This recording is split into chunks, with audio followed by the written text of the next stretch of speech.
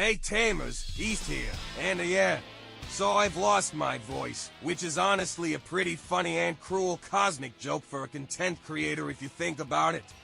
Did he just say content? Oh, this is about to be scuffed as hell. Anyway, we've wrapped up our second week of EX08 Chain of Liberation set over here in Asia. And as the year winds down, events are also slowing down as well. This set is still young though, and folks are still kinda throwing stuff at the wall to see what sticks that doesn't resemble a big blue or purple dog if you catch my drift. We did, however, get some cool results from some larger scale community events as well as the Singapore Bandai Card Fest that recently wrapped up though. So with those things in mind, let's take a look at some event results, a couple of key takeaways, and a closer look at some of the decks that topped over the course of the past week.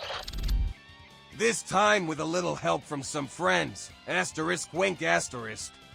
What's going on, Tamers? It's East X Antibody here. Unfortunately, East Prime is currently fighting off the X program, so I'm joined by my tokens as we're going to be taking over this week's meta report. I want to be strong X Antibody because that card's not out yet. So I'm Protoform? Yeah, you're coming for the ban list, big dog. Bad luck. Okay, unfortunate.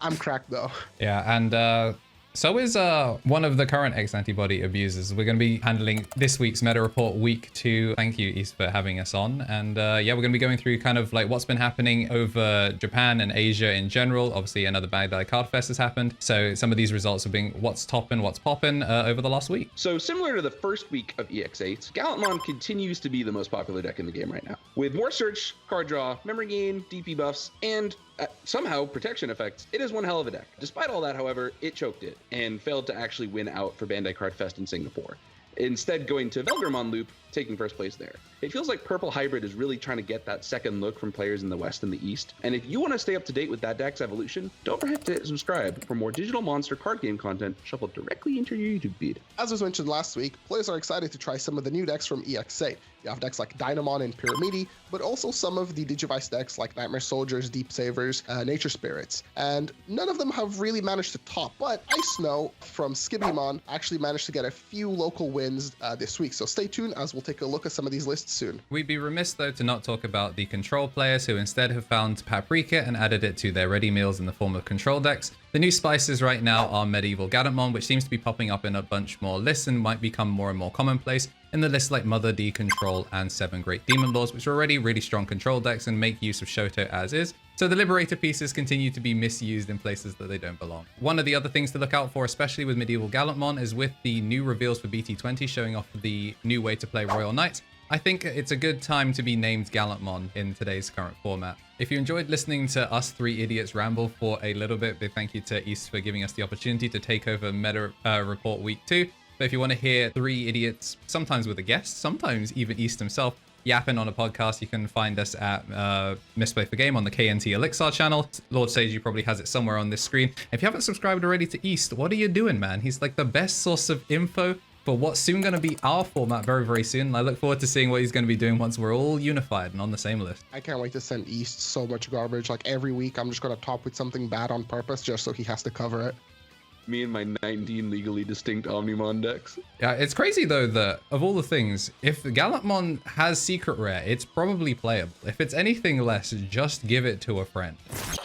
What's up guys, this is Paddy from Singapore. You probably recognize my voice from Cup Protagonist Digimon videos, and today I'm helping out my buddy East in showing off one of the decks that was built by one of my country's finest players, Old Robin.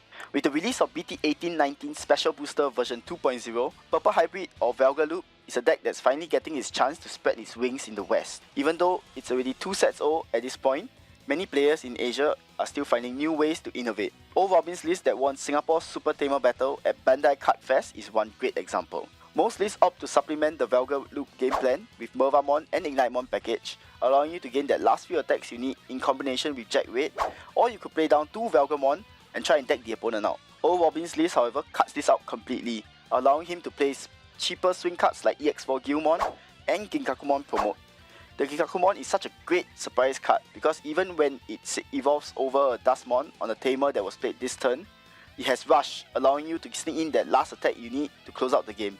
Most lists focus on getting extra bonuses since you're already building cards off the top of your deck with Velgamon. Cards like Rival Barrage and Death Slinger are commonly used, which the latter is missing from his list. He opted to play a mini discard package with the 2 Nidhoggmon and starter deck Mat, which allows you to gain 1 extra memory on discard. This cuts out the RNG mill aspect of his deck. This in combination with QPmon allows him to gain the extra few memory he will need to continue the loop and push for game. There are also some tech cuts like the 2 level 5 Argomon as a way to help him slow down heavy tamer decks like the Mirror Match or even Red Hybrid. Finally, I love the inclusion of EX08 Medieval Dukemon, as he can shut down the opponent playing anything with minimum 11k DP that doesn't destroy him on play. With the extra memory and extra firepower on top of an already cracked deck, it's easy to see why old Robin was able to win Singapore's Super Tamer battle. Digimon Tamers! Digipanda here helping East with content today, and I'm covering the Ice Snow trait. Iceclad is the relatively new keyword ability that has the potential to turn the game on its head. And with Ice Snow's new Liberator support in the Skatemon line, it's easy to see why. Skatemon has a deluge of effects like Iceclad, Barrier, and the ability to play other Digimon on Evolve, and can put Digimon, yours or your opponent's, at the bottom of the security to unsuspend. A really flexible skill that can let you recover and generate offense, or wipe some annoying threats off your opponent's board. The new Polar Bearmon acts as a way to source strip and shut off an opponent's on-evolve effects for a turn, and is an offense generator in Inheritance by giving your Digimon piercing and security attack +1 while your opponent doesn't have sources. That on top of Hexablaumon's security +1, ability to freeze your opponent's whole board, and bounce tamers makes him a stone cold killer. This list specifically has a huge emphasis on finding the right parts for any situation. With a ton of search cards, it runs 2 Davis Tamers instead of the EX08 Suzune, 3 mental trainings, and 4 blue memory boosts. On the topic of memory, I love the inclusion of the BT11 Hyogamon as a really sneaky zero cost Evo from the new EX08 Penguinmon, who reduces the Evo cost by 1 when going into an Ice Snow type. And with nearly all the other cards source stripping or giving an opponent's Digimon security attack -1, even a lowly Snow Agumon with a single source can take down some of the baddest Digimon in the game. If you're in the West, waiting for the next season of Ice Snow support, well, don't worry. Winter is coming. Each week, champion level and higher YouTube members get a vote on decks they want to see in these meta report videos, and this week they voted for Diaboromon. Yeah, they. If you want to vote on decks you want to see covered in these videos, along with other perks and bonuses, become a champion level YouTube member today. Huge thanks to all the folks who support the channel, and with that, let's take a look. This Diaboromon list is only for the most die-hard Diaboro fans. The player who won their local event with this deck list was on a mission to win with only Diaboromon themed cards, and they were 10 tokens down while standing on business. Rather than discussing the deck as a whole, let's take a look at some of the matchups. In his game against Fenrir Lugumon, his plan was to get an Armageddonmon online before his opponent could get to Takemi Kazuchi. He locked in, slapped down the Armageddonmon, and completely shut down the SOC player, going on to win via deck out. His next match was against Magna X, and he used the power of EX6 Diaboromon to spawn an army. And while those troops were running interference, the combination of BT17 and EX6 Infermon's Digivolving effect were able to take down Magnamon X with a well-timed Diaboromon X. And what better way to celebrate the holidays than watching Magna X get outwalled? His final game was against Tyrant Kabuterimon, and while Tyrant rolled its eyes at the 2 Diaboromon stacks that were double caked up with Digivolving, the Diaboromon player rolled his opponent through a well-placed million guys to the face. Tyrant might be the king of the big number, but Diaboromon is the god of the outnumber.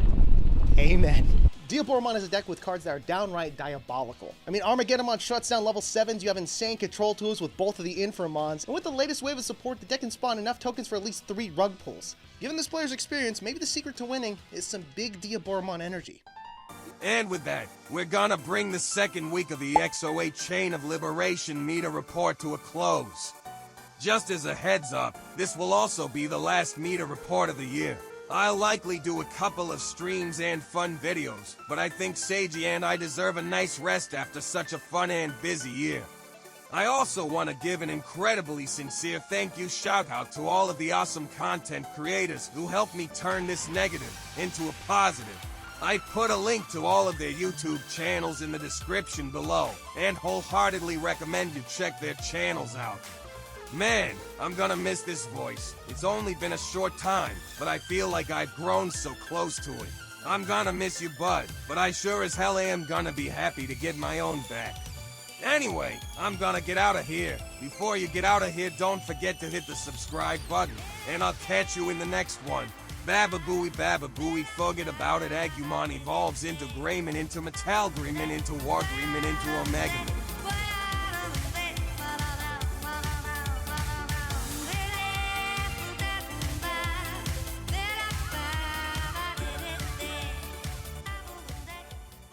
Sorry, Seiji. Sorry for the trouble, Seiji. Fuck Nature Spirit.